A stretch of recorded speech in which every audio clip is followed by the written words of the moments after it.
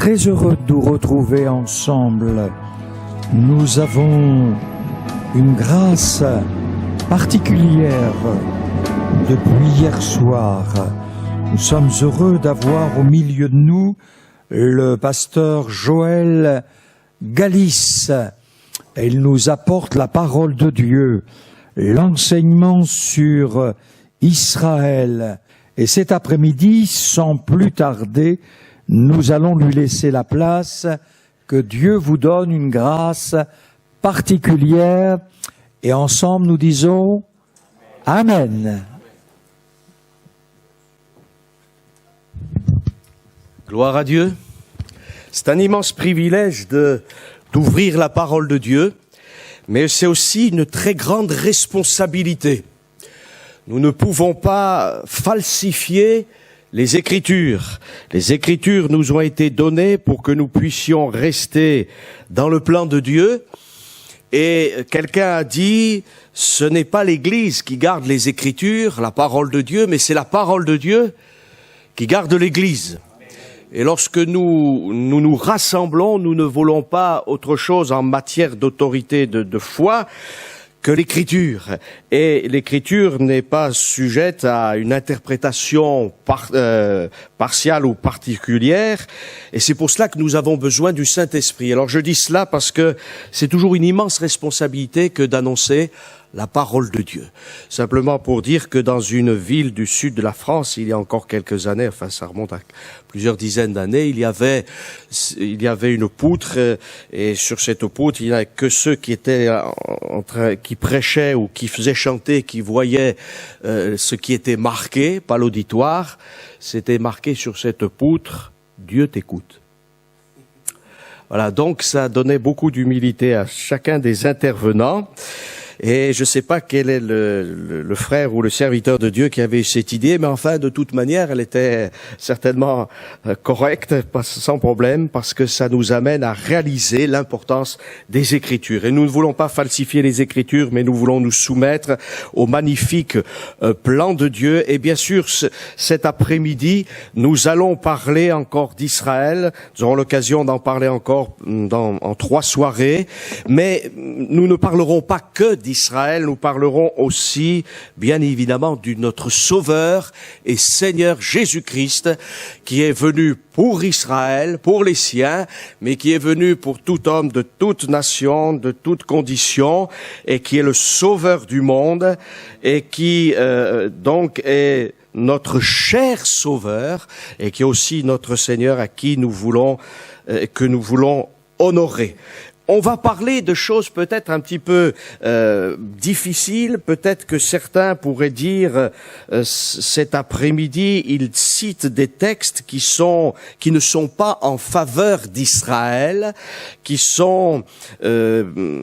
pourraient être interprétés comme en quelque sorte comme une opposition à Israël. Pas du tout. Pas du tout. Dieu aime Israël.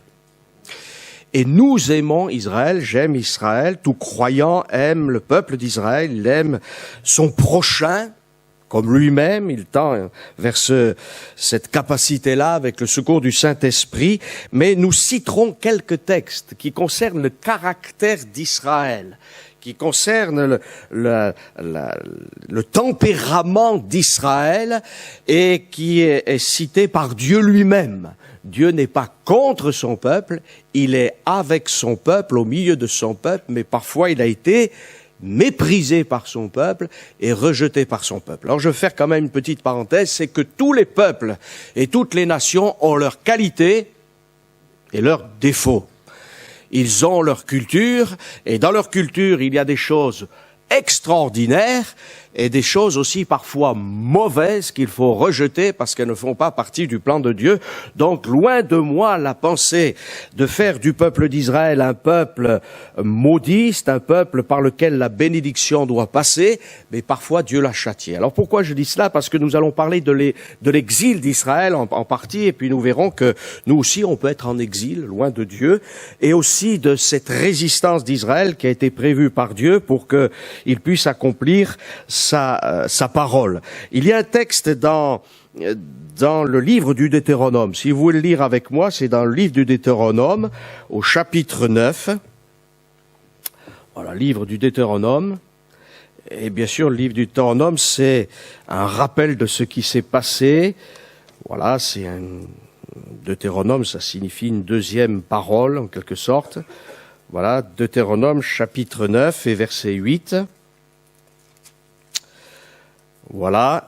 Et voilà ce que Dieu dit de ce peuple qu'il a choisi, qu'il a béni, qu'il a fait sortir d'Égypte, qu'il a gardé, qu'il a protégé corporellement, qu'il a gardé de ses ennemis, mais qui s'est éloigné de lui. Et il dira à Horeb, Deutéronome 9.8, à Horeb vous excitâtes la parole de la colère de l'Éternel, et l'Éternel s'irrita contre vous, et il eut la pensée de vous détruire. Lorsque je fus monté sur la montagne, c'est Moïse qui parle, pour prendre les tables de pierre, les tables de l'alliance que l'Éternel a traitées avec vous, je demeurai sur la montagne 40 jours et 40 nuits, sans manger de pain et sans boire d'eau, et l'Éternel me donna les 2 tables de pierre écrites du doigt de Dieu, et contenant toutes les paroles que l'Éternel avait dites sur la montagne du milieu de feu, le jour de l'assemblée. Ce fut au bout des 40 jours et des 40 nuits que l'Éternel me donna les 2 tables de pierre, les tables de l'Alliance. Alors l'Éternel me dit, lève-toi, descends en hâte, car le peuple que tu as fait sortir d'Égypte s'est corrompu. Ils se sont promptement écartés de la voie que je leur avais prescrite, et ils se sont fait une image de fonte. L'Éternel me dit, je vois que ce peuple est un peuple au cou roide, au cou raide, et nous disons Amen parce que c'est le Seigneur qui l'a dit. Il en est ainsi. Et bien évidemment, dans beaucoup de textes, il est question de la résistance d'Israël au peuple de Dieu. Et il nous est dit, donc, dans un autre texte, donc aussi, eh bien que il nous est dit ceci, c'est Isaïe qui parle et qui prophétise. Dieu lui dit, va et dis à ce peuple, vous entendrez, vous ne comprendrez point, vous verrez, vous ne saisirez point. Et ensuite, rends sensible le cœur de ce peuple, endurcis ses oreilles et bouche-lui les yeux, pour qu'il ne voie point de ses yeux et n'entende point de ses oreilles. Et puis plus loin, c'est encore un autre texte d'Ésaïe, chapitre 8 et verset 6, parce que ce peuple a méprisé les eaux de Siloé qui coulent doucement, qu'il s'est réjoui au sujet de Rétsine et du fils de Rémalia. Voici le Seigneur va faire monter contre eux les puissantes et grandes eaux, du fleuve, le roi d'Assyrie et toute sa gloire. Il se répandra sur toutes ses rives. Amen. Voilà, on résume un petit peu. C'est-à-dire que ce peuple que Dieu a choisi, au travers d'Abraham, d'Isaac et de Jacob, que Dieu a fait sortir d'Égypte d'une manière extraordinaire. On connaît tout ce qui a été rapporté à propos de l'Égypte, ce peuple qui était esclave, qui aurait dû disparaître, qui a été l'objet d'une première tentative de destruction, eh bien va sous la conduite de Moïse, par la puissance de Dieu, sortir de l'Égypte et être gardé par Dieu dans le désert. Au départ, il aurait dû rester quelques mois dans le désert, à peine, pas plus de 2 ans, mais il est resté 40 ans à tourner dans ce désert jusqu'au jour où une partie du peuple, est rentrée dans cette terre de Canaan qui était prévue par Dieu. Alors, un tempérament, un caractère. Vous savez que Dieu est un Dieu quand même de grâce extraordinaire, parce qu'il peut prendre un peuple avec une condition de résistance, de mépris de sa parole, et pourtant,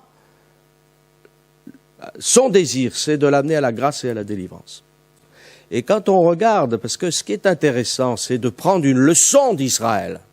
Voilà. Et en Israël, quand on regarde l'histoire du peuple d'Israël, on s'aperçoit qu'il y a une description, en fait, de toute notre humanité. On n'est pas mieux que les enfants d'Israël.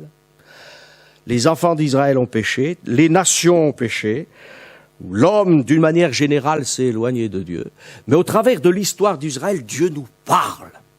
Et la Bible nous dit que ces choses leur sont arrivées pour nous servir d'exemple, afin que nous-mêmes, nous n'ayons pas le même comportement. Et mon vœu le plus cher cet après-midi, c'est qu'au travers de ce que nous allons voir à propos d'Israël et aussi à propos du Seigneur Jésus, eh bien, quelqu'un puisse sortir peut-être de sa détresse, de sa misère, de sa maladie, de son péché ou d'un problème particulier et puisse revenir, alléluia, vers le Dieu qui est rempli de compassion, mais aussi qui a tout accompli. La solution, elle n'est pas en nous-mêmes. La solution, elle n'est pas dans un peuple, elle n'est pas dans une organisation, elle n'est pas dans un système, elle n'est pas dans une idéologie. La solution, elle est en Dieu, au travers de la personne bénie de Jésus-Christ et par la puissance du Saint-Esprit. Amen. Et l'Écriture dit dans Jérémie, c'est Jérémie qui parle à ce peuple, voilà, c'est à cause de vos iniquités que ces choses n'ont pas eu lieu, ce sont vos péchés qui vous privent de ces biens. Voilà. Et le péché, c'est ce qui fait la honte des peuples, nous dit l'Écriture, pas que du peuple d'Israël, hein. Et voilà, c'est pourquoi donc ce peuple de Jérusalem s'abandonne non, c'est une question, pardon. Jérémie dira, pourquoi donc ce peuple de Jérusalem s'abandonne-t-il à de perpétuels égarements? Il persiste dans la tromperie, il refuse de se convertir, plus exactement, de faire un retour. C'est un mot particulier en hébreu, mais qu'importe, c'est un retour complet à Dieu. Voilà. Et le peuple qui dira, même à un moment donné, il y a les projets de Dieu, mais nous, les projets de Dieu ne nous intéressent pas tellement. Voilà, à un moment donné, Dieu avait dit à son peuple, il faut reconstruire le temple. Vous êtes revenus justement de l'exil. Je vous ai ramené de ce pays de Babylonie et il faut reconstruire le temple. Voilà. Mais le peuple dira, c'est pas le temps n'est pas venu. Le temps n'est pas venu de rebâtir la maison de l'Éternel. Ils ont préféré rebâtir leur propre maison. Alors ils ont bâti leur maison et il y avait de magnifiques maisons, voilà, avec toutes sortes de choses, même luxueuses. Mais la maison de l'Éternel, elle était abandonnée. Et c'est l'esprit du siècle qui pense plus à son confort, qui pense plus aux choses matérielles, mais qui pense que la maison de Dieu n'a plus d'importance. La maison de Dieu, c'est pas un lieu géographique particulier. Mais la maison de Dieu, c'est ta vie, c'est ton cœur, c'est ton âme. Eh oui. Et parfois, eh bien, la maison de Dieu, on l'entretient pas. On entretient notre corps. Vous savez qu'aujourd'hui, il faudrait que tous les gens soient des top modèles. Mais enfin, on s'aperçoit que c'est pas tout à fait ça. Et puis même si on a un top modèle à 20 ans, on risque de ne pas l'être à 90. Voilà, hein, parce que c'est comme ça. Hein, et qu'on le veuille ou non, alors on cherche l'élixir de jouvence, mais on le trouvera pas. Hein, mais par contre, Dieu promit la vie éternelle à tous ceux qui croient. Alléluia. Et nous savons que ce corps qui connaît bien des problèmes, eh bien, des infirmités, un jour, ce sera un corps glorieux si nous croyons en Jésus-Christ et en sa rédemption. Alors, c'est une chose. Alors, Dieu, en quelque sorte, définit ce peuple d'Israël, et il dit, c'est un peuple au cou raide, courroide. C'est un peuple qui abandonne et même qui viole la loi divine. C'est un peuple qui entend mais qui ne comprend pas. Je résume un peu, parce qu'il y a tellement de textes dans les Écritures. Un peuple qui méprise les eaux de Siloé. Les eaux de Siloé signifient les eaux de l'envoyé. Vous savez qu'un jour, Jésus va faire de la boue sur les yeux d'un aveugle. Il va lui dire, descends au réservoir de Siloé.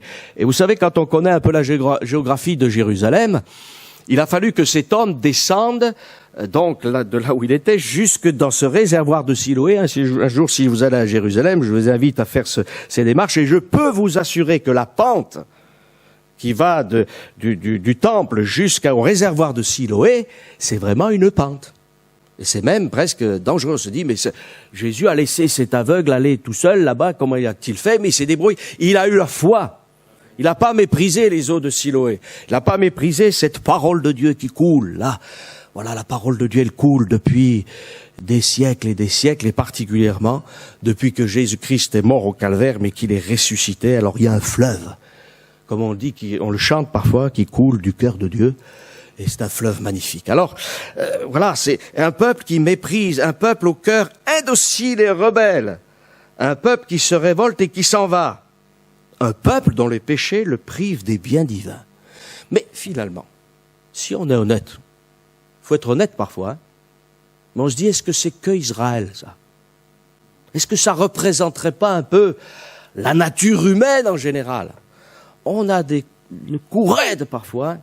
On est prêt à plier le joug devant des gens qui nous promettent monts et merveilles, comme on dit, pour avoir du succès, pour avoir de l'argent, pour avoir des plaisirs. Alors aujourd'hui, eh bien, on nous entraîne dans toutes sortes de situations. On nous dit, tu vas voir, tu veux devenir une star, tu vas gagner de l'argent, mais c'est une gloire éphémère. Et le diable est celui qui est capable de nous élever au plus haut pour nous précipiter au plus bas. Mais Dieu nous dit, humilie-toi et je te relèverai. Ça, c'est une autre affaire, c'est la plus belle des choses. Mais malgré tous ces défauts, on se dit même que Dieu prend peut-être le cas le plus difficile pour nous montrer que même avec un cas très difficile, il peut faire éclater sa gloire. Et si Israël a été un peuple difficile, il y a eu aussi au milieu du peuple d'Israël des hommes remarquables qui ont relevé le défi et qui ont dit non, nous voulons croire en l'Éternel, nous obéirons à ses commandements et nous voulons que la gloire de Dieu se manifeste. Ces hommes ont eu des défauts, ils ont fait des faux pas parfois, mais ce qu'ils désiraient ardemment, c'était la gloire de Dieu. Alors ils ont fini par la voir et ils attendaient l'homme parfait. Et l'homme parfait, il est venu. Amen. Et ils ont trouvé aussi le juif parfait. Et oui, le juif qui pouvait obéir à toute la loi, sans faillir sur un seul commandement. Et oui, nous attendons un homme parfait, mais nous l'avons découvert en Jésus-Christ. Si quelqu'un n'a pas découvert cet homme parfait, eh bien, découvre-le, mon ami. Lis les évangiles, et puis viens écouter la parole de Dieu, et tourne-toi vers lui, prie-le. Tu vas le découvrir. C'est là le but de cette réunion, c'est découvrir Jésus-Christ comme notre Sauveur et Seigneur personnel. Alors, voilà. Mais il est aussi pour les Israélites, pour les Juifs, le Juif parfait. Et Jésus dira quelque chose de très intéressant, bien sûr. Qui d'entre vous me convaincra de péché? L'homme parfait.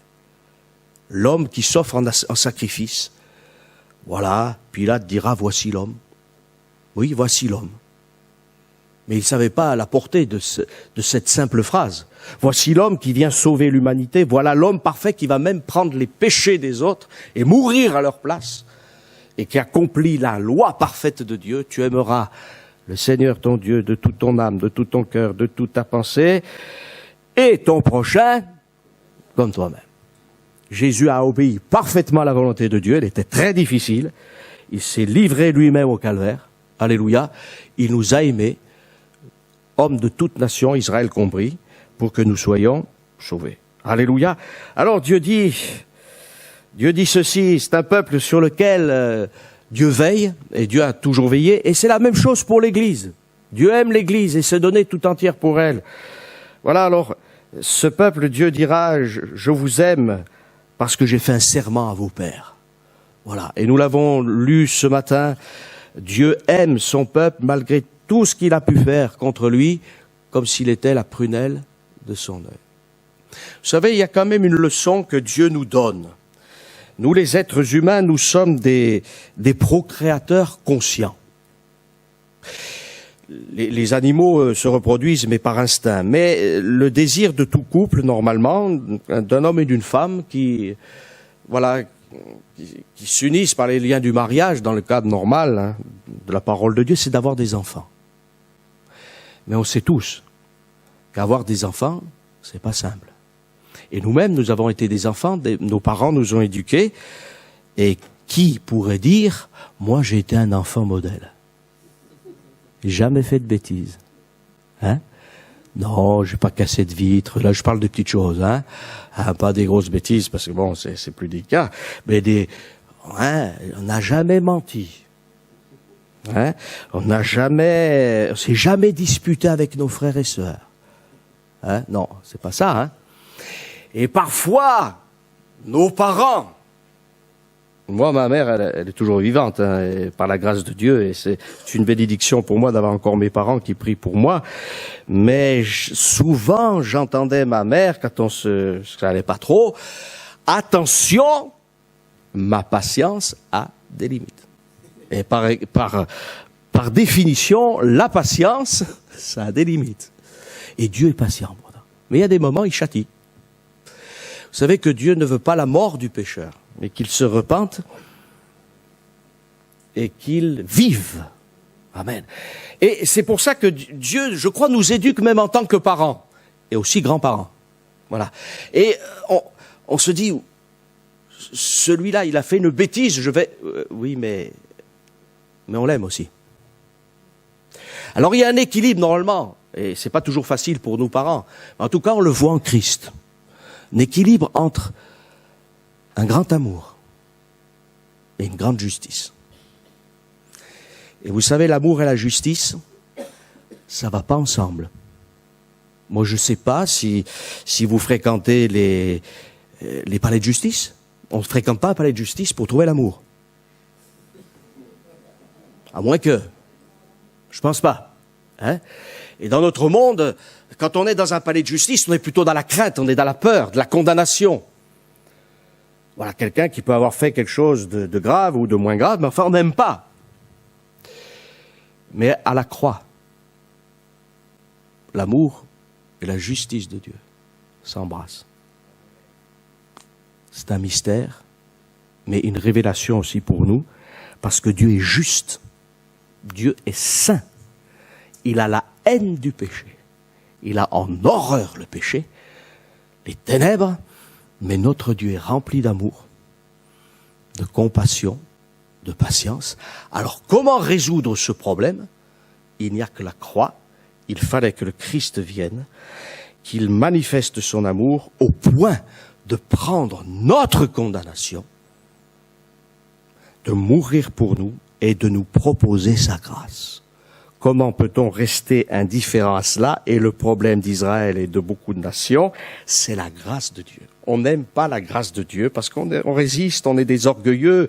Alors non, on veut se sauver nous-mêmes. On pense qu'on peut changer la société, on pense qu'on peut se changer, mais c'est la cigarette, c'est la drogue, c'est l'alcool, on n'arrive pas à s'en débarrasser. Et puis c'est peut-être la colère, et puis c'est peut-être la tromperie, c'est peut-être même des choses encore plus graves. Et on est esclave, et l'apôtre Pierre dira, on est esclave de tout ce qui triomphe de nous. Tout homme est esclave de ce qui a triomphé de lui, et aucun ne peut nous libérer. Mais nous savons, et Paul le dira à propos d'Israël, il dira, en ce qui concerne l'évangile, ils sont ennemis à cause de vous, mais en ce qui concerne l'élection, ils sont aimés à cause de leur Père. Dieu patiente. Mais Dieu patiente aussi avec les Français.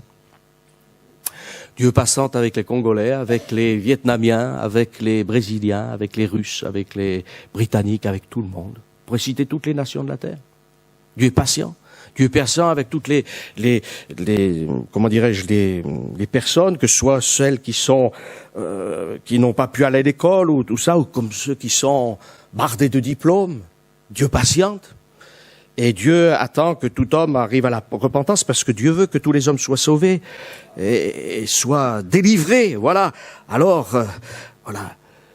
Mais il y a aussi des châtiments. Et l'un des grands châtiments pour Israël, d'ailleurs on pourrait résumer comme cela, un grand amour, un grand châtiment. Quand on aime, on corrige. Je sais bien qu'aujourd'hui on ne veut plus corriger. Les dans une société où maintenant, même ceux qui sont des coupables sont considérés comme des victimes. Et ça c'est terrible, ça veut dire qu'il y a un esprit dans notre société qui vient, qui est un esprit destructeur d'ailleurs, parce que c'est une véritable anarchie. Ce qu'il y a de glorieux en Dieu, c'est que Dieu sait mesurer ses châtiments d'une manière parfaite.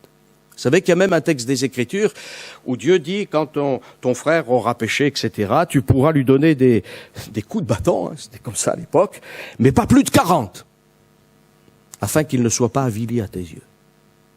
Donc Dieu sait parfaitement mesurer. Nous, en tant que pédagogue, en tant que parent, en tant que tuteur, on ne sait pas parfois l'échelle, hein. C'est pas toujours facile hein, quand même. Hein. Mais Dieu, lui, sait parfaitement, parce qu'il sonde les cœurs et les reins. On ne peut rien lui cacher au Seigneur, vous voyez. Il n'y a pas besoin d'un juge d'instruction, le Seigneur, pour faire une enquête. Il connaît tout d'un seul coup, immédiatement. Alors sa justice, ses yeux sont comme des flammes de feu. Il connaît tout, il sonde les cœurs et les reins, mais il sait aussi trouver le châtiment qu'il faut. Et le désir de Dieu, c'est peut-être parfois de châtier, mais de ne pas détruire. Le diable est un meurtrier. Le diable est un menteur, mais Dieu dit la vérité, et là, son châtiment, ce n'est pas un châtiment destructeur, c'est pour que tout homme arrive, au salut. Finalement, c'est l'homme qui se condamne lui-même en refusant définitivement la grâce de Dieu. C'est l'homme qui se juge lui-même et qui se condamne, parce que la grâce de Dieu est à sa portée. Alors, Israël a connu la grâce de Dieu. Et la Bible nous dit c'est par la foi qu'Abraham vint s'établir dans une terre promise, habitant sous des tentes, ainsi qu'Isaac et Jacob, les cohéritiers de la promesse. Et Dieu dit à propos d'Israël, voilà, il y a une promesse de restauration. L'Éternel possédera Juda comme sa part dans la terre sainte et il choisira encore Jérusalem. Mais ce qui est frappant pour le peuple juif, quand on connaît un peu son histoire, c'est le fait qu'il a été si souvent déporté en terre étrangère. Voilà, le premier exil qu'Israël a connu, c'est l'Égypte. Ensuite, il connaîtra l'exil assyrien. Une partie du peuple connaîtra l'exil assyrien, le peuple du Nord. Et puis ensuite, le peuple du Sud, le peuple de Juda connaîtra l'exil babylonien qui sera confirmé par les Mèdes, les Perses, les Grecs. Voilà, il y aura bien évidemment, du temps des Mèdes et des Perses, un retour partiel de la nation sur la terre d'Israël, mais sans l'indépendance nationale, le châtiment de Dieu sera très sévère, mais en partie, après ce châtiment, cet exil des Mèdes et des Perses, du retour de l'exil, environ 50 000 personnes vont revenir en Juda, ce qui est infime par rapport à ceux qui vont rester en Babylonie, qui préfèrent rester dans leur attachement de commerce ou de réussite partielle, mais une partie reviendra à Jérusalem, et puis ensuite, il y aura bien sûr les Romains, et il y aura un grand drame, en 70, après la naissance de Jésus, il y aura la destruction du temple, et l'exil pendant un peu moins de 19 siècles, si on compte de 70 jusqu'à 1948. L'exil.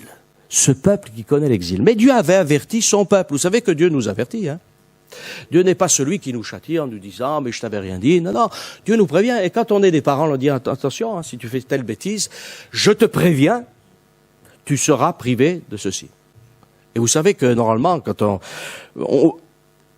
comme je disais tout à l'heure, il faut qu'on soit équilibré dans nos sanctions. Hein.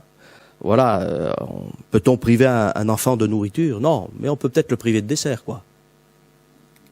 Et oui, c'est pas pareil, hein. Et Dieu châtie, mais en suivant la grandeur de la faute, le châtiment devient plus grand. Et il y a plusieurs choses en face duquel Israël est coupable. Hein. C'est l'idolâtrie, voilà, et aussi la querelle et la division et le refus d'accepter finalement sa petitesse et qu'il a besoin d'un sauveur. C'est incroyable, hein. Notre société a plein de problèmes, mais elle refuse un sauveur. Par contre, elle cherche un super-homme qui ne veut pas de Dieu, mais elle ne veut pas de Dieu, alors que Dieu a tout pourvu en Jésus-Christ. Dieu s'est fait homme, mais l'homme veut se faire Dieu pour sauver la situation. Alors, l'exil, c'est quoi? Alors, vous savez qu'on parle très souvent de diaspora. La diaspora, c'est la dispersion, comme son nom l'indique. Voilà. Mais la diaspora, ce n'est pas forcément l'exil.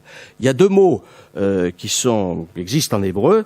C'est le mot galout, qui signifie l'exil, et puis le mot goula, qui est la dispersion, mais qui n'est pas forcément une sanction. Un peuple peut être dispersé, ou une ethnie peut être dispersée sur la surface de la terre sans que ce soit une sanction. D'ailleurs, aujourd'hui, on parle de la diaspora juive, bien sûr. On parle aussi, pour cause, on parle aussi de la diaspora arménienne ou rwandaise, mais on parle aussi de la diaspora chinoise ou de tout autre peuple. Le mot diaspora est devenu courant pour parler de tous ceux qui viennent d'un pays et qui sont dans un autre pays ou dispersés dans différents pays. Et aujourd'hui, par les moyens de communication, par la mondialisation, colonisation, eh bien, c'est très rare qu'on ne rencontre pas, surtout dans nos pays européens, quelques représentants de quelques nations que ce soit, mais ils ne sont pas forcément en exil. Mais par contre, il y a des hommes, des femmes, qui sont en exil, parce qu'ils savent que s'ils retournent dans leur pays, c'est la mort. Et qu'ils ne peuvent pas retourner dans leur pays, ne peuvent pas vivre. La diaspora, c'est une chose, mais l'exil, c'en est une autre. Et l'exil, ça, pour celui qui a quitté son pays, ou qui a été obligé de quitter son pays, c'est terrible. Voilà. Lorsqu'en exil, les marchands d'esclaves, les chefs disaient aux Israélites, mais chantez-nous quelques chants de Sion, de Jérusalem. Mais comment pourrions-nous, diront les Israélites, chanter les cantiques d'Israël et de Jérusalem en terre étrangère? Quelle douleur! Il n'y a pas que les Israélites qui ont connu des exils. Mais l'exil, c'est terrible. Voilà, on a été obligé de fuir son pays parce que peut-être certains ont fait de la politique et puis il est arrivé au pouvoir quelqu'un qui a dit « je ne veux plus de ces gens-là ». Alors on est prêt à tuer, on est prêt à détruire tout cela. C'est terrible l'exil. Mais l'exil, à cause du péché, c'est une sanction de Dieu et Dieu avait dit à son peuple « attention ». Voilà, le châtiment le plus élevé, ce sera l'exil.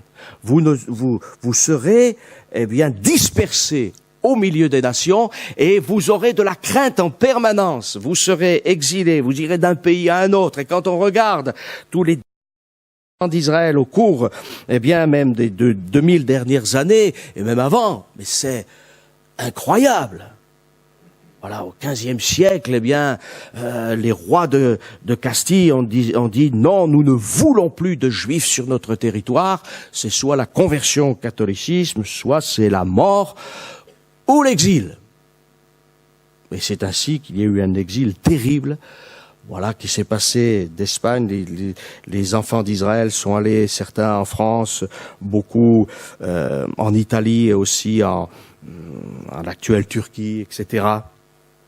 Donc il y a eu ces déplacements et c'est terrible. L'exil géographique. Et vous savez, pour un enfant d'Israël, la terre d'Israël, c'est beaucoup, parce que c'est le pays promis. On aime notre pays. Je pense que jamais un homme, une femme se trouve à l'aise de quitter son pays. Voilà. Même si dans son pays il n'est pas riche, mais c'est son pays. Il est né là. Ses parents l'ont éduqué ici. Et il aime son pays. On aime notre pays. C'est normal. Et Dieu même a donné des pays aux différentes nations. Voilà. Parce que la gloire de Dieu, elle est aussi... La gloire des nations existe, chers amis. Il en est question dans l'Écriture. La gloire des nations existe. Mais aujourd'hui, la gloire des nations, elle est entachée par le péché. Il viendra un temps où la gloire des nations sera pour le Fils de Dieu et pour notre Dieu et Père. Et d'ailleurs, c'est ça, réunir toutes choses excellentes par la rédemption qui est en Jésus-Christ pour l'éternité. Amen. Ça, c'est le plan de Dieu. Et Dieu ne fait pas les choses d'une manière globale, mais il cherche des individus. Il appelle des individus. Il veut les sauver et les arracher à la mort. Alors, c'est terrible pour le peuple d'Israël. Une des promesses de Dieu pour que la bénédiction soit là, c'est la terre d'Israël. Voilà. Dieu a sorti ce peuple de l'Égypte et il lui a promis un pays. Amen. Les caractéristiques d'Israël, c'est un pays, une loi, et une loi particulière, pas comme les autres pays. Une loi, une capitale, Jérusalem. Alléluia. Dans cette capitale, un temple, et dans ce temple, la présence de Dieu, mais après, plus que ça, la venue du Messie, du Sauveur de l'humanité. Et on s'aperçoit que parfois, il y avait presque tout. Il y aurait pu avoir déjà un déclenchement d'une grande bénédiction. Voilà. Quand Jésus est venu, bien sûr, il y avait les Romains. Mais les Juifs pouvaient obéir à la loi. Non? Ils étaient à Jérusalem. Ils avaient le temple. Mais je vous ferai bien remarquer, si vous lisez bien les Écritures, c'est que du temps d'Ézéchiel, la présence de Dieu avait quitté le temple. Elle avait quitté le temple, Il y avait le temple, mais il n'y avait plus la présence de Dieu, Eh oui. fini. Hein. Ézéchiel voit en vision la présence de Dieu partir du côté du mont des Oliviers. Hein. Ça semble fini. Mais Dieu dit non, il y a encore un temple, mais non, moi je vais revenir. Mais je vais revenir différemment. Je vais revenir au travers de la personne de mon fils. Ils étaient prêts à tout recevoir, ces Juifs. Et il y aurait eu une grande bénédiction pour le monde entier, mais il a plu à Dieu de faire différemment. Il savait que ce peuple, qui avait presque tout, sauf le Messie, allait rejeter le Messie souffrant. Parce que Jésus est venu, il y a deux étapes pour le Messie, pour le Sauveur du monde. C'est le moment où il souffre et le moment où il règne. Et vous savez que nous, on veut régner sans souffrir. Toujours comme ça. Hein? Ah ouais. Mais Dieu nous dit, je vais t'éduquer. Il faut que d'abord tu passes par la souffrance et ensuite tu régneras. Voilà. Ça, c'est le plan éducateur de Dieu. Alors, et tous les êtres humains, toutes les nations sont comme Israël, chers amis. La nature humaine, on descend tous d'Adam et Ève, on a tous dans notre nature cette nature de rébellion contre Dieu. Alors bien sûr, on peut être rebelle différemment, on le verra.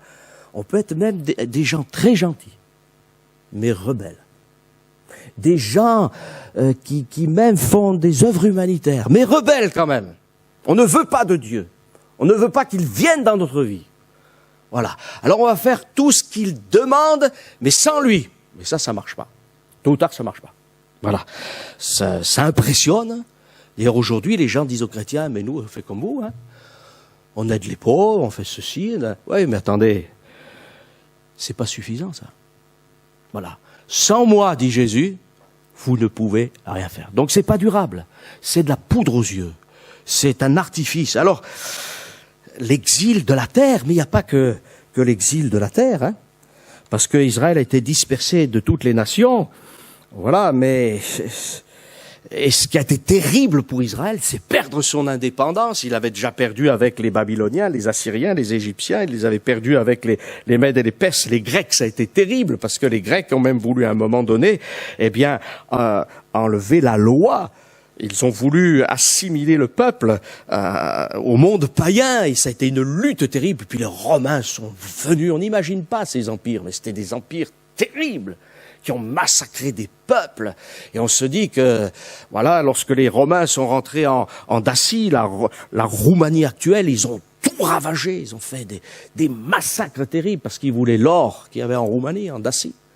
Ça a été pareil au Portugal, enfin l'actuel Portugal. Donc c'était des empires de fer, des empires terribles. Et vous savez, plus près de nous, on parle des nazis, mais quand on voit ces empires, on se dit ça se ressemble beaucoup quand même. Et les Romains avaient repris l'art de la crucifixion de la part des Perses. Et les nazis, à un moment donné, se sont dit, tiens, peut-être qu'il faudrait qu'on recrucifie des gens. Vous voyez, dans la nature humaine, rebelle, terrible, la puissance du diable qui veut anéantir le monde entier, mais alléluia, le Seigneur, il est vainqueur. Amen. Et Dieu appelle des hommes, des femmes à sortir de leur exil. Alors pourquoi est-on exilé? Parce qu'on a désobéi à Dieu. Voilà. Consciemment ou inconsciemment. Mais l'exil, c'est pas que géographique. Si c'était que géographique, ce serait peut-être pas si grave que cela. Mais c'est moral, c'est mental, c'est spirituel. Voilà. Et ce peuple juif qui a été dispersé dans le monde entier va connaître aussi comme un exil mental, psychologique et spirituel. Il est loin de Dieu. Je ne veux pas vous faire, comment dirais-je, une introduction au judaïsme, c'est pas le but du tout. Mais quand on regarde un peu comment, dans sa spiritualité, dans sa mentalité, dans sa psychologie, Israël s'est éloigné des repères divins qui sont dans l'Écriture, mais on se dit, c'est pas qu'un exil géographique. Et c'est ça qui est terrible. Alors, loin de Dieu. Vous savez, il y a un homme qui a décidé, parce qu'il ne voulait pas de la rédemption. Et c'est très tôt dans le livre de la Genèse. Et lui, il n'est pas juif. Hein. Mais la Bible nous dit que Caïn, lorsqu'il a vu que son offrande, ce qu'il avait fait, n'était pas agréé par l'Éternel, il s'est retiré de la présence de Dieu. Il est sorti de la présence de Dieu. Et il est allé dans un pays. Mais son exode, c'est pas simplement de sortir d'Éden, ou de la région d'Éden. C'est d'être loin de Dieu. Et les nations, au travers de toutes ces lignées, eh bien, se sont éloignées de Dieu. Elles sont comme en exil. C'est terrible, on est loin. Et nous avons l'habitude de dire que pour tout homme, toute femme qui connaît Christ, eh bien, elle va un jour rejoindre la patrie céleste. Alléluia. Donc ça signifie quoi? C'est que c'est pas simplement géographique. La terre entière est à l'humanité. D'ailleurs, Dieu avait même dit aux hommes, dispersez-vous sur toute la terre. Remplissez-la. Et on n'a pas voulu, on s'est rassemblés pour faire Babel. Ah ouais? Donc quand Dieu nous dit, prenez la place, là c'est formidable, c'est magnifique, regardez cette terre que j'ai créée, on veut pas. Et quand Dieu nous dit, eh bien, évitez de vous rassembler, voilà. Alors, il a provoqué l'exil, le Seigneur. Voyez? Pour donner des leçons. Mais l'exil géographique, c'est pas le problème. C'est l'exil spirituel. Et ça, c'est terrible. Alors, il y a des exils, voilà, il y a plusieurs choses qui sont citées. Je l'ai cité, l'Égypte, la Syrie, la Babylonie, Rome. L'Égypte, c'est sortir de la magie. Sortir des puissances de ténèbres. La Syrie, c'est sortir de la cruauté. Les Assyriens étaient terriblement cruels. La Babylonie, c'était sortir, eh bien, de cet empire, comment dirais-je, qui rassemble, qui domine, qui, d'ailleurs, on veut recréer la Babylonie aujourd'hui. Hein. Eh oui, c'est ça, la fin des temps. Et puis, les Mèdes et les Perses, alors ça, c'est autre chose. C'est un peuple qui n'a pas de goût pour tout ce qui est richesse et beauté, mais qui domine. Voilà, la loi des Mèdes et des Perses, qui est immuable. Vous voyez? Et puis il y a les Grecs. Hein. Ah, nous on est proches des Grecs. Hein. Non, vous savez pas? Ah oui. D'ailleurs, on fait référence au monde grec, hein, dans nos pays occidentaux. Hein. La démocratie grecque. Mais enfin, si on savait ce que c'est que la vraie démocratie à l'époque de la Grèce, voilà, il y avait quelques citoyens qui pouvaient voter et des milliers d'esclaves. Et c'est comme ça aujourd'hui. Hein. Ne rêvons pas. Il y a des gens qui décident pour nous. C'est une pseudo-démocratie. Et puis, vous savez, en fait, ce que Dieu veut, c'est une théocratie divine. Attention, pas une religiocratie. Hein, parce que très souvent, on confond quand on pense que quand les religieux sont au pouvoir, c'est une théocratie. Non, non. Ça, c'est les religieux au pouvoir. Non, c'est pas ça que Dieu veut. Hein. Mais vraiment, le Dieu tout-puissant qui règne d'abord dans nos cœurs. Et quand nos cœurs sont changés, quand nos pensées sont changées, en général, on fait quand même la volonté de Dieu. Même si on est encore limité. Alors les Grecs, qu'est-ce qu'ils aiment? Ça, c'est un exil. On préfère la beauté à la bonté. L'Écriture nous dit que lorsqu'il a fait la terre, il n'a pas dit « Oh, c'est beau ». Il a dit « C'est bon ». Et c'est pas le même mot, hein. Et d'ailleurs, même dans nos traductions, certaines traductions, malheureusement, c'est le mot tov qui devrait être traduit par bon et c'est traduit par beau. Comme quoi, on est vraiment imprégné de cela. Et puis, on aime ce qui est visible, ce qui est artistique. Et c'est pour ça que le monde occidental est en exil. Il préfère d'abord le beau au bon. Mais ce qui est bon, en général, aussi, à sa beauté. Forcément. Et d'abord, il faut goûter à ce qui est bon. Voilà. Ce qui est bon. L'Éternel est bon, et sa miséricorde dure à toujours. Et Jésus de dire d'ailleurs, il n'y a de bon que Dieu seul. Donc si je veux devenir bon, il faut que je sois en contact avec celui qui est bon, il faut que je sorte de mon exil. Et comment vais-je sortir de mon exil? Je suis loin, très très loin.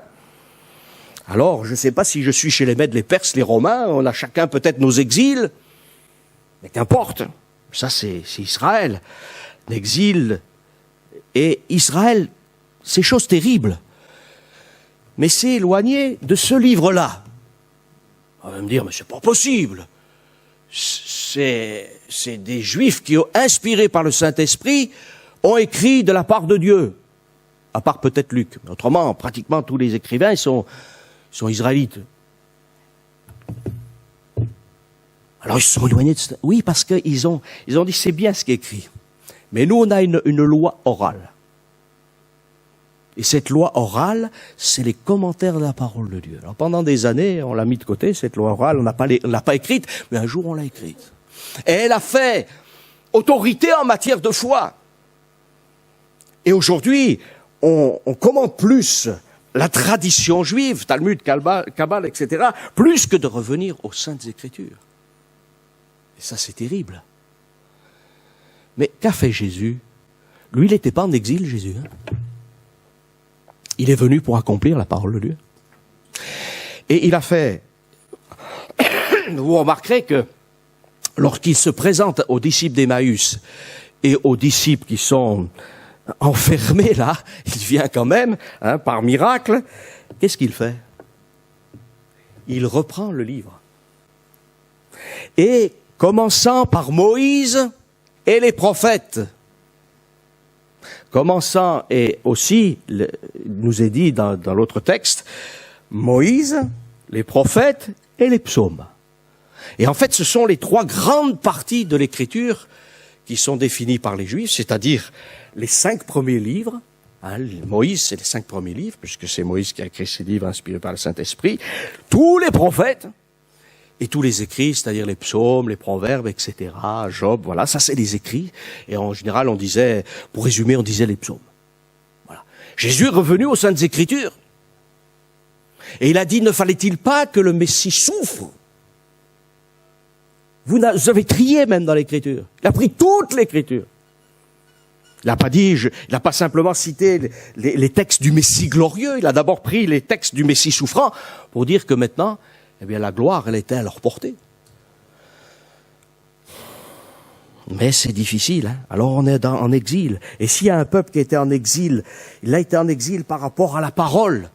Et il y a même des Juifs qui ont dit l'exil de la parole. Oui, mais ils se sont mis en exil par rapport au Messie. Mais c'est terrible, ça.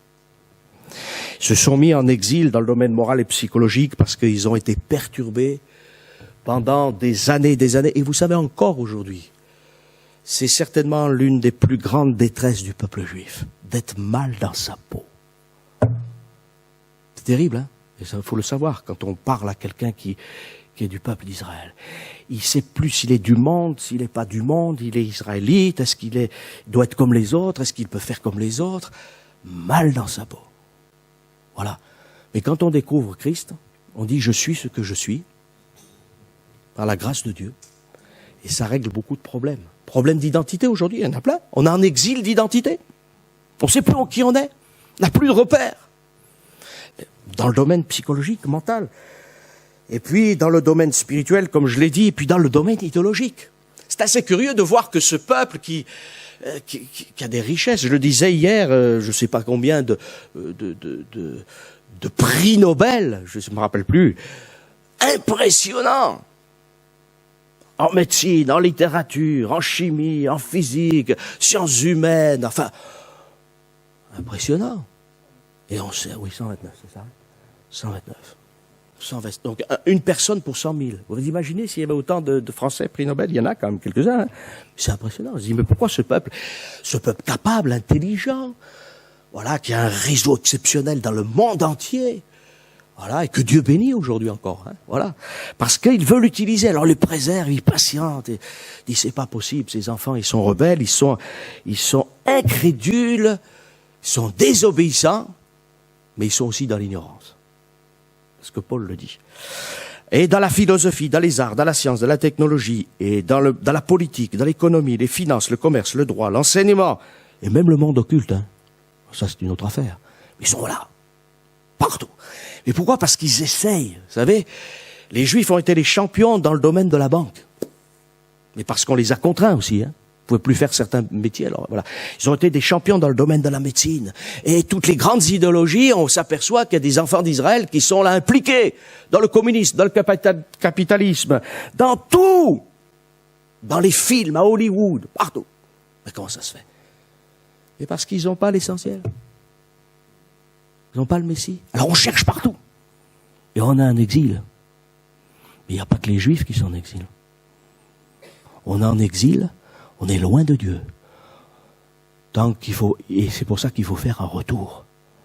Mais comment faire ce retour? ça va être difficile. Hein? On pourrait citer tous ceux qui ont été en exil et qui ont été impliqués. Bref, je veux passer un petit peu. Et on s'aperçoit que ce peuple, malgré toutes ces exils, malgré toutes ces folies, il est toujours là. Mais si on regarde les nations, malgré leur folie, malgré leur désobéissance, parce qu'Israël, c'est un microcosme. Ça nous fait comprendre ce que nous sommes, nous aussi. Mais alors, il y a une sorte de résilience, parce que Dieu patiente et il veut. Alors ce peuple, vous savez, il y a un exemple c'est un peu comme un bouchon de liège, Israël. Vous savez, un bouchon de liège qui serait dans une rigole ou une petite rivière, vous savez. Vous appuyez sur le bouchon de liège. Vous appuyez fortement, vous l'enfoncez, mais à un moment donné, hop, ça sort rien. C'est ça, hein. Et parfois même le diable, lui, il a appuyé sur nos vies, mais on ne sait pas comment, on s'en est sorti quand même, hein. On se dit, c'est pas possible. Qu'est-ce que c'est que la résilience? La résilience, c'est un terme qui est utilisé dans la métallurgie, qui signifie qu'un métal qui a été, surtout qui a subi des chocs, va retrouver son état initial et ses propriétés initiales. Et c'est vrai qu'on s'aperçoit qu'Israël, il n'y a pas de peuple qui a été plus persécuté. En Russie, il y a eu des pogroms, il y a eu des attaques, on les a chassés de certains pays, on les a massacrés, et puis il y a eu la phase ultime, diabolique, qui a consisté à prendre des enfants, des femmes, des hommes, et à les détruire dans des fours crématoires. Et malgré tout, ce peuple est toujours là. Le monde aurait dû être détruit. Croyez pas? Mais la résilience, elle est là, mais que de drames, que d'hommes et de femmes aussi qui ont subi des choses terribles, qui certains même se sont suicidés, sont tombés dans des dépressions, dans la maladie, dans des détresses terribles. Oui, il y a une certaine résilience, mais il y a aussi l'œuvre de l'adversaire pour détruire et pour ruiner, mais il y a un espoir. Alléluia, un espoir extraordinaire. Alors je ne sais pas dans quel exil tu es, mais ça qu'importe. Vous savez que le Seigneur, lui, a décidé de s'exiler. Il était dans son ciel. C'est bien, hein? Couronné de gloire et d'honneur, servi par les anges, l'égal du Père. Mais l'Écriture nous dit qu'il n'a pas regardé comme une proie à arracher d'être l'égal de Dieu, mais il s'est abaissé lui-même. Croyez pas que le ciel c'était bien pour le Seigneur? Mais lui, c'est un exil volontaire pour que nous, les exilés, nous puissions retrouver la communion avec Dieu. Amen. Alors il est allé très loin, le Seigneur Jésus. Très très loin. Parce que vous savez, on va parler de deux frères, de deux fils, on va conclure par ça. Mais vous les connaissez, ces fils, hein, le fils perdu retrouvé et le fils aîné. Mais le Seigneur Jésus, lui, il est venu et il est sorti hors du camp. Il est allé au maximum. Et qu'est-ce qu'on trouve hors du camp en Israël? Des lépreux. Eh oui. Il a quitté, vous savez, le sacrificateur qui officiait dans le temple, il pouvait une fois par an, c'était exceptionnel, hein, être dans le lieu très saint. Mais il officiait régulièrement dans le lieu saint. Et puis il y avait le parvis, le parvis où il y avait la cuve, des reins, etc., pour vous qui connaissez, et puis l'autel où on sacrifiait les animaux, c'était là. Mais quand il fallait vérifier qu'un lépreux était guéri, il fallait sortir non seulement du tabernacle ou du temple, aller dans la ville, c'est là où les gens habitaient, donc dans le contexte normal déjà, mais encore plus loin, il fallait sortir hors de la ville, là où il y a les exclus, là où il y a les exilés, là où il y a les gens qui sont en train de vivre une solitude de la mort. Et la Bible nous dit que Jésus a souffert hors de la porte. Il est allé là, nous chercher au plus loin. Il est mort entre deux brigands, c'est pas pour rien. Il n'y a pas un individu qui ne puisse être racheté, même s'il a commis les choses les plus abjectes, s'il tourne ses regards vers Christ et demande pardon. Dieu est capable de sauver même le plus abject des individus. Il a souffert hors du camp. Il est venu et c'est lui qui est la solution. Amen. Il a été crucifié, mais ensuite, attention, c'est pas fini. Crucifié hors de la ville, placé dans un tombeau, mais après, où va-t-il? Il retourne pas dans le temple de Jérusalem, mais il retourne dans le temple authentique. Il retourne dans le ciel, et là, il rentre dans le lieu très saint, présenter son sang, qui est agréé par le Père. Amen. Et le Père dit, voilà, c'est fait. Ceux qui se repentent, ceux qui t'acceptent comme sauveur, ce sont mes enfants. Pas plus beau, hein? Voilà. Alors, un père avait 2 fils. Vous le savez, dans l'Écriture. Je ne vais pas relire le texte, mais j'aimerais terminer par cela. Alors ça, c'est assez impressionnant comme image, parce que vous savez que Dieu nous parle d'une manière parfois très simple. Alors le cadet, il a dit à son père, écoute, donne-moi l'héritage. Pas très sympa, en général, un héritage, on l'a quand le papa n'est plus là. Ah, mais c'est comme ça, il a exigé son héritage. Remarquez que ça se faisait à l'époque, on préparait aussi pour les fils cadets le fait de s'installer, parce que c'était le fils aîné qui héritait une double part et qui devait s'occuper aussi de ses parents. C'est pour ça qu'il recevait aussi une double part. Hein.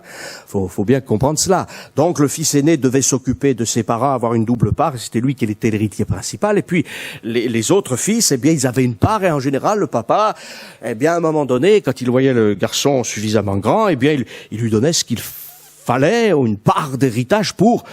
Mais en aucun cas c'était au fils cadet de demander l'héritage. Voyez. Normalement, ça part de Dieu, les décisions. Mais nous, on prend des décisions en disant, Seigneur, donne-moi les richesses et moi, je saurai me débrouiller, mais j'ai plus besoin de toi. Et on est dans ce siècle. La religion, c'est quoi? Seigneur, donne-nous les richesses, une bonne santé, ça. Mais venir te louer, t'adorer, te remercier, venir te servir, non, ça, c'est pas ça. C'est Dieu à notre service, la religion, mais la véritable religion, c'est servir Dieu, c'est l'adorer.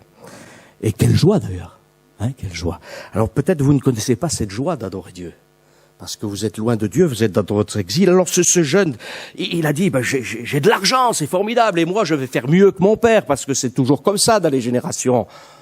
Forcément, excusez-moi l'expression, les vieux n'ont rien compris. Donc nous, on va réussir là où ils ont échoué. Mais ils montrent par leur folie que de toute manière, toutes les générations ont dit la même chose, mais sans Dieu, on est dans l'échec. Alors il est parti, il a mené, comme dit l'expression, joyeuse et brillante vie, puis à un moment donné, plus de sous, plus rien. Quand on n'a plus de sous, on n'a plus d'amis. Et il s'est retrouvé au milieu des cochons. Et pour un Israélite, c'était pas extraordinaire. Et il pouvait même pas manger la nourriture des cochons. Et en plus, la nourriture des cochons sert au régime amaigrissant. Des carreaux-boués. Alors, vous voyez, c'est pas terrible. C'est comme ça, hein. Voilà, on se moque de Dieu. Mais Dieu nous dit, alors, je vais t'amener dans une situation, tu le veux, l'exil? Vas-y. Tu me désobéis. Tu penses simplement partir comme ça, là, dans le monde, loin de moi. Mais tu verras qu'en fait, tu t'exiles toi-même. Caïn est parti loin de Dieu. Et il a gardé dans son cœur de la vengeance, la haine. Et même la haine s'est multipliée chez ses descendants au point de réclamer 7 fois plus de vengeance. Alors déjà, elle était pas mal avec Caïn, donc ça s'est multiplié. Mais Jésus dit, si ton frère a péché, il faut pardonner. Ça, il faut avoir le cœur de Dieu, hein, parce que c'est pas notre nature. Mais le Seigneur nous a montré l'exemple. Alors ce jeune homme, et puis il a réfléchi. Et s'est dit, mon père, les esclaves de mon père, parce que c'est le mot, hein. Les esclaves de mon père, les serviteurs, les domestiques, mais ils sont plus que moi. Alors je vais dire à mon père, écoute, j'ai péché contre le ciel et contre toi, je suis plus digne d'être appelé ton fils. Traite-moi comme l'un de tes esclaves. Et il retourne à la maison. Et le père l'attendait. Ça, c'est touchant, hein. Ça nous bouleverse. Et vous savez que parce qu'il a eu un cœur repentant, parce que ce qu'il a dit, il l'a fait. Alors le père dit non, tu restes mon fils. Seulement, il y a quelqu'un qui a payé. Et c'est pas le fils qui s'est réhabilité, qui a dit je vais te rembourser l'héritage et ceci, cela, je vais travailler tant de temps. On a tué le veau gras. C'est lui. C'est l'image de Christ. Et c'est un gros animal, un veau. D'ailleurs, ça prouve d'ailleurs que, parce qu'en général, quand il y avait un sacrifice d'un bovin, d'un taurillon, c'est que le péché était grave. Et Dieu dit, voilà. Et là, ils ont commencé à se réjouir. Amen. Quand il y a un pécheur qui se repent, il y a de la joie dans le ciel et aussi sur la terre, parce que les chrétiens se réjouissent. Moi, je le dis souvent au service de baptême. Il y a déjà eu de la joie dans le ciel. Il y en a de la joie pour le service de baptême. Mais en fait, la vraie joie, au départ, c'est quand le pécheur s'est repenti. Peut-être dans sa chambre ou ailleurs. Mais bien sûr, il y a de la joie aussi quand il y a le service de baptême lui-même. Mais avant de passer par les eaux du baptême, qui est un jour de fête, quand même, un jour aussi solennel, très important, une fête sérieuse, au sens d'un engagement, mais il y a eu de la joie lorsqu'un homme, une femme, peut-être dans le secret de sa chambre, dans sa plus profonde détresse, s'est tourné vers Dieu, et là, il commence à sortir de son exil. Voilà. Mais c'est pas le retour géographique qui fait qu'on est vraiment revenu à Dieu. Vous savez, aujourd'hui, Israël est revenu dans son pays. Mais il est toujours en exil. Eh oui. L'exil géographique est fini. Mais l'exil moral, psychologique, mental et spirituel, il existe toujours pour Israël. Quand on lit les Saintes Écritures, et notamment Ézéchiel 37. Mais nous, il faut sortir de là. Et puis, il y avait un autre frère. Lui, on en parle un peu moins. Mais il est en exil aussi. C'est le fils aîné. Et si le fils cadet représente eh bien les nations ou l'Israélite qui veut pas de la grâce de Dieu, il y avait aussi ce fils aîné. Il servait Dieu, mais il connaissait pas l'amour du Père. Et il dira, mais tu m'as même pas demandé un chevreau. Ah oui, un chevreau, pas un agneau. Pourquoi un chevreau? Vous savez, le chevreau, c'est encore ce qui est charnel. Je sais pas, il y a une distinction. Vaut mieux garder des moutons que des chèvres, je peux vous dire.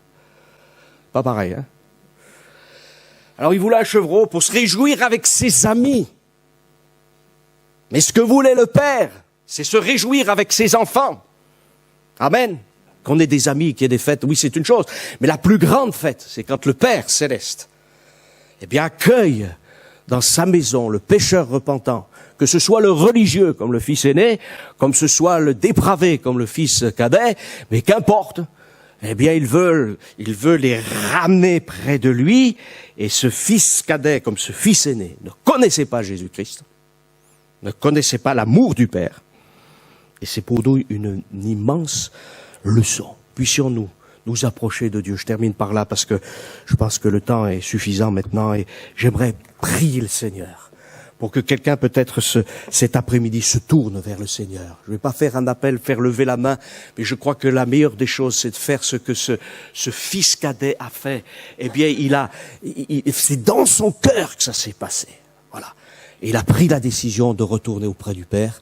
Retourner auprès du Père, le seul chemin, c'est la croix, c'est la repentance. Que Dieu vous bénisse.